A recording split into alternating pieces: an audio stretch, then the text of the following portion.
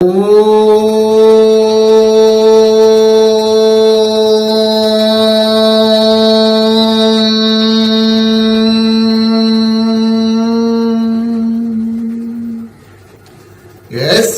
భూమిః ప్రమాంతరిక్షముతోధరం దివం యశ్చక్రే మూర్ధానం తస్మై జ్యేష్ఠాయ బ్రహ్మణే నమః. జీవుడు తన కర్మఫలం ఎప్పుడైతే జీవుడు భూమి మీదకి వస్తున్నాడో కర్మ చేయకుండా ఎవ్వరు ఉండరు. కర్మ చేసి తీరాలి. ఈ చేసినటువంటి కర్మ దైవికము, ఆది దైవికము, ఆది భౌతికము అనేవి వస్తాయి. వీడు సీజనల్గా వచ్చినటువంటి కర్మఫలాలన్నీ కూడా సీజనల్గా వస్తాయి. దాన్ని కర్మతో ముడి పెట్టకూడదు. కర్మలు సీజనల్గా వస్తుంటుంటాయి. అంటే క్లైమేట్ చేంజ్ అవుతున్నప్పుడు కొన్ని జ్వరాలని ఇవన్నీ వస్తుంటుంటాయి. అవి కర్మ సిద్ధాంతం ముడి పెట్టకూడదు, పోతుంటుంటాయి. దెబ్బలు తగులుతుంటాయి, మందులు వేసుకుంటుంటాం, పోతుంటుంటాయి. అవి మనం చేసుకున్న ప్రాకృతిక కర్మలతోటి పోతుంటుంటాయి. కానీ ఆది దైవిక కర్మ ఉంటుంది. అంటే ఇక్కడ వికర్మ చేస్తాం. నిందించడము, బాధించడము, రకరకాల చెడు కర్మ జరిగిపోయింది. పూర్వజన్మ కృతం కర్మ దీర్ఘకాల రోగ రూపేణ పీడిత, వ్యాధి రూపేణ పీడిత, ఆర్థిక రూపేణ పీడిత, అంగవైకల్య రూపేణ పీడిత. ఇవన్నీ పూర్వజన్మ కర్మలు అన్నమాట. ఈ జన్మలో మనకు కొన్ని జరుగుతుంటాయి, మందులు వేసుకుంటుంటాం, తగ్గిపోతుంటాయి. పూర్వజన్మ కర్మలు కావు. స్వయంకృత ప్రార్థనతో, తెలివిహీనతతోటి చేసే పనులకి వెంటనే ఏవో పనిష్మెంట్స్ వచ్చేస్తుంటవి, అవి జరిగిపోతాయి. కానీ పూర్వజన్మ కర్మలు ఏవైతున్నావో అవి మీరు మందులు వేసినా తగ్గు. దాన్ని అనుభవించవలసినదే. ఆర్థికపరమైన ఇబ్బందులు, ఎన్నెన్నో వ్యాపారాలు చేస్తారు, ఎక్కడ మీకు పురోభివృద్ధి ఉండదు. అలా ఉండాల్సిందే, అనుభవించాల్సిందే. ఇది పూర్వజన్మ కర్మే. రోగబాధ, మందులు, హాస్పిటల్స్ ఎక్కడెక్కడ తిరిగినా తగ్గదు, అది పూర్వజన్మ కర్మే. అలాగనే భార్యాభర్తల మధ్యన కావచ్చు, బిడ్డల మధ్యన కావచ్చు, ఇవన్నీ కూడా కొన్ని గత జన్మల తలగా కర్మలు ఏవైతే ఉంటావో అవి మిమ్మల్ని పట్టుకొని పీడిస్తూనే ఉంటుంటవి. దానికి నివారణ ఉండదు. దానికి ఒకటే నివారణ. ఏమిటా నివారణ? ఆ గత జన్మ తాలూకా కర్మ ఫలము ఎంతవరకైతే మిమ్మల్ని పీడిస్తుందో అంతవరకు పీడించి స్వతహా సిద్ధంగా వెళ్ళిపోతుంది. అప్పుడు మీకు ఇక్కడ నివారణ దొరుకుతుంది. ఎవరో అనామకుడు ఒకడు వచ్చి, ఎందుకండి మీరు అంత బాధపడిపోతున్నారు, ఇదిగోండి ఇది వేసుకోండి, ఈ మందు వేసుకోండి అని సింపుల్ అయితే మందు చెప్తాడు. అది వేసుకోకండి మీకు నివారణ కనబడుతుంది. అమ్మ చాలా బాగుంది, దీనికోసం ఇన్ని వేలు డబ్బులు ఖర్చు పెట్టేసుకున్నాను, ఇంత సులువుగా తగ్గిపోయింది ఇది అనుకుంటారు. అంటే ఏంటి? అక్కడితో మీకు కర్మఫలం తొలగిపోయింది, మళ్ళీ మామూలు స్థితికి రావాలి. ఈయన గారు ఎవరో వచ్చారు, మీకు ఆ మందు ఇచ్చాడు, తగ్గిపోయింది. ఆ విధంగా గత జన్మ తాలూకా రోగ నివారణ పోతుంది. ఆర్థికపరమైన ఇబ్బందులు, మీరు ఎన్ని వ్యాపారాలు చేసుకోండి, మీ తెలివితేటలు ఎన్నో పెట్టుకుంటారు, కానీ శూన్యమే, నష్టాలతో బాధలు పడుతుంటుంటారు. అది మీకు వదలదు. ఆ కర్మఫలం వెనకాల బ్యాక్గ్రౌండ్ అది మీకు నడిపిస్తూ వస్తూ ఉంటుంది. దాని గురించి శాంతి నివారణలు, అభిషేకాలు, అర్చనలు, హోమాలు, ఇవన్నీ వట్టి మాటలు, ఏవి పనిచేయవు. అవి మీరు అనుభవించాలి. అనుభవించిన తర్వాత కర్మఫలం పూర్తి అయిపోవాలి. అప్పుడు అది మీ నుంచి దూరం అయిపోతుంది. ఆ తర్వాత మీకు పుణ్యఫలం ఉంటే, ఇంకా మీకు జీవించి మీకు పుణ్యఫలం ఉంది అంటే ఈ రోగమైనా నివారణ అవుతుంది. లేదా ఆర్థికంగా ఎవరో వచ్చి మంచి సలహా చెప్తారు, ఏదో ఫైనాన్షియల్ కొంచెం హెల్ప్ చేస్తారు, మళ్ళీ మీరు వ్యాపారం చేస్తారు, మళ్ళీ మీరు రైజ్ అవుతారు. ఇప్పుడు రైజ్ అవ్వడానికి కానీ ఈ రోగం తగ్గడానికి కానీ కారణం ఏమిటి? అక్కడ వెనకాల మీ కర్మఫలం తొలగిపోయింది, మీ పుణ్యఫలం అప్పుడు స్టార్ట్ అయ్యింది. అప్పుడు మీకు ఇవన్నీ ప్రారంభం అయిపోతాయి. అక్కడ మీకు పుణ్యఫలం లేదు, ఈ బాధలు అనుభవిస్తున్నారు, చెడు కర్మలు చేసుకుంటూ వచ్చేస్తారు, ఈ బాధలు అనుభవించుకుంటూ వస్తున్నారు. రోగంతో కావచ్చు, ఆర్థిక పరంగా కావచ్చు, మీరు కాలము మీకు మరణం వచ్చేసింది, శరీరం విడిచిపెడితే ఇంకంతే. ఇంకా బ్యాలెన్స్ ఉండిపోయింది కర్మఫలం. ఈ జన్మలో మళ్ళా మీరేం చేయాలి? మళ్ళీ కొత్త కర్మలు చేస్తున్నారా, మంచి కర్మలు చేస్తున్నారా, శుభకర్మలు చేస్తున్నారా, అది మీ విచక్షణ బట్టి ఉంటుంది. శుభాశుభ కర్మలు చేస్తున్నారా? అలాగా కాకుండా ఈ బాధలు అనుభవిస్తూ, రోగబాధ అనుభవిస్తూ, దైవంతో ఇంక ఇలాంటి కొంచెం విరక్తి కలిగి దైవ చింతనతో మీరుంటూ మార్గంలో పెడుతున్నారా అంటే దైవం కూడా మీకు అనుగ్రహించదు. చూస్తుంది, మీరు చేసేవన్నీ డిపాజిట్ అవుతుంటుంటాయి. మంచి కర్మలు చేశారు, దైవంతో ఇప్పుడు ఈ ప్రార్థన రూపంతో మీరు దైవాన్ని అడిగారు కదా, ఓ ఈశ్వర, ఈ అస్మిత, అవిద్య, రాగద్వేషము ఇవన్నీ నుంచి దూరం చేయండి అని అడిగావు కదా. కానీ చట్టం ఒకటి ఉంది మధ్యని, ఆ అడిగినందుకు గాను నువ్వు చేయవలసింది కార్యాచరణ మార్చుకుంటూ రావాలి.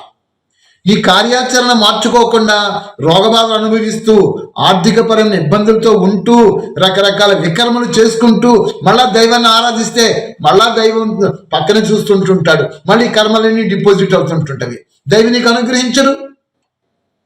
అందుచేత ఈ రోగబాధలు కానీ, కర్మబాధలు కానీ, లేకపోతే ఇంకేదైనా అనుభవిస్తున్నప్పుడు నువ్వు ఆధ్యాత్మిక మార్గంలోకి అడుగుపెట్టి ఆధ్యాత్మిక మార్గంలో ఉన్నత గతిని ప్రాప్తం చేసుకోవడానికి, పురుషార్థం చేయడానికి నీకు 2 మార్గాలు వచ్చేసాయి ఇక్కడ.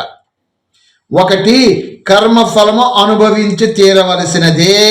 ఆ కర్మఫలం ఉన్నంత వరకు ఆ కర్మఫలం అనుభవిస్తూ దైవాన్ని ఇక్కడ ప్రార్థిస్తున్నావు. దైవాన్ని ప్రార్థిస్తున్నప్పుడు ఆ దైవం ప్రార్థనతో పాటు ఏమైతే నువ్వు అడుగుతున్న దాని ప్రకారముగా నీ నడవడికలు మార్చుకుంటూ ఈ బాధలు అనుభవిస్తూ ఇంకా వికర్మ జోలికి వెళ్లకుండా ఉంటే మళ్ళీ ఇవన్నీ డిపాజిట్ అవుతాయి. రెండవ జన్మకి నువ్వు ఏమైతే శ్రేష్ఠ కర్మలు చేసుకుంటూ వచ్చావో, ఈ కర్మలన్నీ వికర్మలన్నీ బ్యాలెన్స్ పూర్తి అయిపోయాయో, అప్పుడు రెండవ జన్మలో ఈ వికర్మ నుంచి పోయి ఈ శుభకర్మలతో మళ్ళా నీకు పుణ్యఫలం వచ్చి మళ్ళీ ఉన్నత గతికి చేరుకుంటా. అక్కడ నీకు అనుగ్రహం వచ్చేసింది. అదే మధ్యన ఈశ్వరీయ లా, చట్టము, పరమాత్మకి మనకి మధ్యన చట్టం ఒకటి ఉంది. ఈశ్వర నియమము, ఆజ్ఞలు, శాసనములు. ఆ చట్టాన్ని నువ్వు ఏమైతే అడుగుతున్నావో అడిగిన దాని ప్రకారంగా నీ నడవడికలు మార్చుకుంటూ నీ కర్మలు చేస్తూ రావాలి ఒక ప్రక్క నుంచి. రెండవ ప్రక్క నుంచి నువ్వు అనుభవిస్తున్న ప్రతి కర్మ కూడా పూర్వజన్మ తాలూకా కర్మని నువ్వు తెలుసుకొని దాన్ని మౌనంగా, సంతోషంగా దాని కర్మల ఫలాన్ని అనుభవిస్తూ రావాలి. ఈ 2 విధులు నీకు ఉంటాయి, ఇక్కడ చేయాల్సిందే. అదే సామాన్య మానవుడు వచ్చాడండి, ఈ సామాన్య మానవుడు వచ్చి వాడికి ఇది తెలీదు, అది తెలీదు, దైవాన్ని ప్రార్థించుకుంటాడు. దైవాన్ని ప్రార్థించుకున్న తర్వాత నేను దైవాన్ని ప్రార్థించాను కదా, నాకు లాభాలు కలగటం లేదేంటి, నాకు ఇది రాలేదు ఏంటి అంటే కుదరదు. నీ ప్రార్థన దారి ప్రార్థనే, నీ దారి నీదే. నేను దైవాన్ని ప్రార్థించి ఓ ఈశ్వర, మనకి గాయత్రి మంత్రం ఉంది, ఓం భూర్భువః స్వః తత్సవితుర్వరేణ్యం భర్గో దేవస్య ధీమహి ధియో యో నః ప్రచోదయాత్. ఓ ప్రేరణ కలిగించే ప్రేరక శక్తి స్వరూపమా పరమాత్మ, నాకు సద్బుద్ధిని ఇయ్యి, సత్కర్మలాచరించే శక్తిని ఇయ్యి అని అడిగాం. బాగుంది, సద్బుద్ధిని, సత్కర్మలాచరించే శక్తిని అని అడుగుతున్నప్పుడు దాని నడవడికి ఎలా ఉండాలి? నేను సత్కర్మలు చేస్తూ రావాలి. బుద్ధి నాలో విచక్షణ జ్ఞానం ఉంది కదా, ఆ బుద్ధి ఉంటున్నప్పుడు ఆ శ్రేష్ఠ బుద్ధితోటి ఆ శ్రేష్ఠ సత్కర్మలు ఆచరిస్తూ వస్తుంటే అప్పుడు ఈ కర్మలు డిపాజిట్ అవుతుంటుంటవి. నేను అడిగింది సత్కర్మలను అడుగుతున్నాను, సద్బుద్ధిని అడుగుతున్నాను, మళ్ళీ చెడు కర్మలు చేస్తున్నాను, ఈ మంత్రం పని చెయ్యదు. అది అలాగనే ఇక్కడ పూర్వ సూర్యరూప అగ్ని ఎటుల జీవుల రక్షణ కొరకు అంధకార నివారకముగా జ్యోతిని ప్రధానమనొచ్చునో ఇక్కడ ఉపమాలంకారంగా చూపిస్తున్నాడు. సూర్యోదయం ఎప్పుడైతే ఉత్పన్నమైపోయిందో, ఉషోదయం అయిపోయిందో, జీవులతో అంధకారం మొత్తం చీకటంతా పోయింది. వాళ్ళ జీవన విధానంలో కార్యక్రమాలు చేయడానికి రకరకాల విధానాలతోటి వాళ్ళ జీవనయాత్ర సాగించుకుంటూ పోతుంటారు. అటులనే ఇక్కడ నేను ఆత్మస్వరూపమైనటువంటి నేను ప్రకృతి అనేటటువంటి తమో ప్రపంచంలోనికి వచ్చి కూర్చున్న తర్వాత ఈ తమోశక్తి నాలో ఉన్నది. ఈ తమోశక్తి ఏమిటి?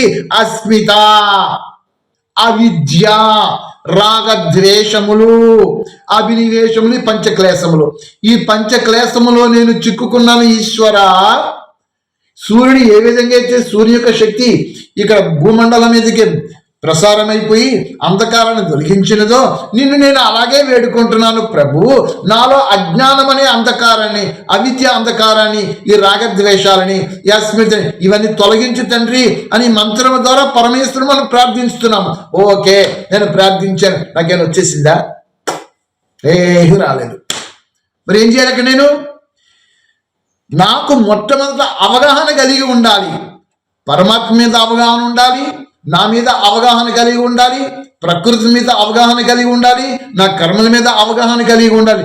ఏమండోయ్, నేను ఏది లేమేనండి, నాకేమీ తెలియదండి, నాకు ఈ అవగాహన నాకెక్కడ దొరుకుతాయండి, నాకెలా తెలుస్తాయండి అని మళ్ళీ కౌంటర్ వచ్చేస్తుంది. అందు గురించి ఏమి చెయ్యాలి? గురుని ఆశ్రయించు గురువుని. గురువుని ఆశ్రయించకుండా నువ్వేమి చెయ్యలేవు. నీకు విద్యాబోధ రావాలి, జ్ఞానబోధ కలగాలి అంటే ఒకరిని ఆశ్రయించాలి. ఒక విద్వాంసునో, పండితుడినో, ఒక జ్ఞానినో, ఒక యోగినో ఆశ్రయించిన తర్వాత వారు చెప్తున్న విధానాలని నీ జీవన విధానాలు ముడిపెట్టేసేసుకొని ఆచరిస్తూ ఈ విధంగా పరమేశ్వరుని ప్రార్థిస్తే అప్పుడు పరమేశ్వరుడు మెల్లమెల్లగా ఏం చేస్తాడు? ఇవన్నీ డిపాజిట్ చేస్తాడు. నువ్వు చేసిన మంచి పనులన్నీ డిపాజిట్ అయిపోతాయి. అదే సంచితము. నీకు రెండు మార్గములు. ఒక మార్గము నీ జీవన కర్మలు అనుభవించడము, ఒక మార్గము రాబోయే జన్మలలో ఉన్నత గతికి పోయేటటువంటి మోక్ష అభిలాక్షకుడు అయ్యి, ముముక్షు అయ్యి అక్కడ పురుషార్థము చేయడం. ఈ రెండు మార్గములు నువ్వు చేయవలసినదే ప్రతి ఒక్కరూ కూడా. నాకు విద్య రాదండి, నాకు జ్ఞానం రాదండి, కుదరదు. ఆశ్రయించు గురువు దగ్గరికి వెళ్ళి నేర్చుకో, జ్ఞానుల దగ్గరికి వెళ్ళి నేర్చుకో, విద్యను అభ్యసించిస్తూ అప్పుడు ఈ పురుషార్థ రూపంలో చేసుకుంటూ పోతుంటే నిన్ను పట్టుకొని వెంటాడుతూ ఉంటవి. ఏమిటి? నువ్వు ఏవైతే చేసుకుంటూ వచ్చావో సంచిత రూపంలో కర్మలు ఇవన్నీ నీలో డిపాజిట్ అయి ఉంటాయి. ఏదో శుభకర్మ ఆర్ అశుభకర్మ. ఈ శుభ అశుభ కర్మలు సంచిత రూపంలో నీ లోపటే ఒక బాక్స్లో దాక్కొని ఉంటాయి. శరీరం విడిచిపెట్టిస్తావు, ఆత్మ బయటకు వెళ్ళిపోయింది. ఆత్మతో పాటు నువ్వు చేసిన కర్మలు, శుభకర్మలు అశుభకర్మలు నీ కూడా ప్రయాణం చేస్తాయి.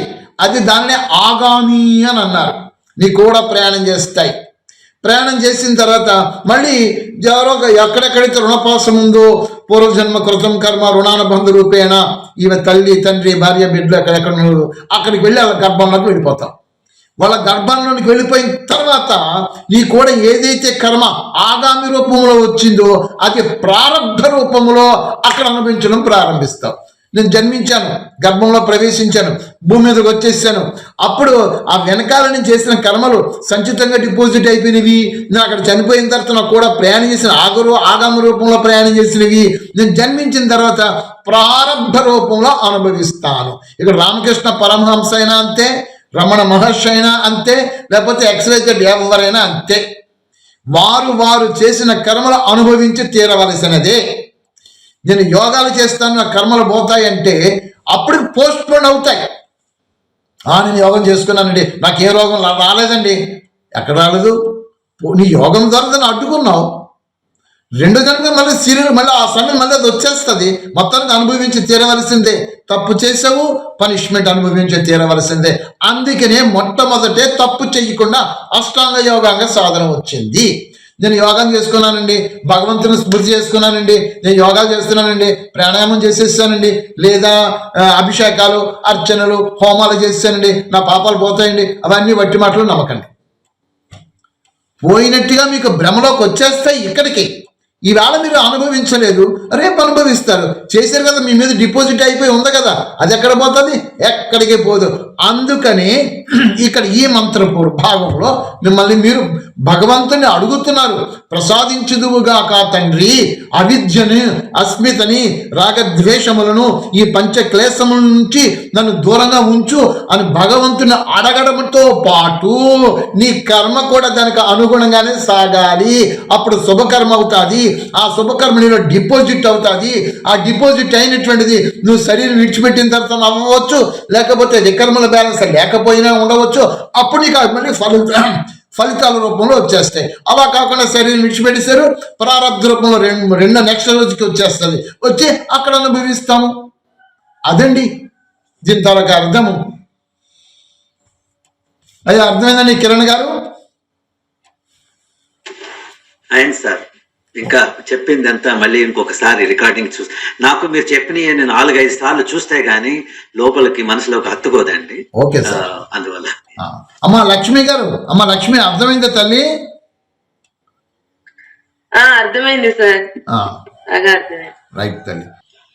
ఓం జౌ శాంతి. ఓం అంతరిక్షగం శాంతి. ఓం పృథివీ శాంతి.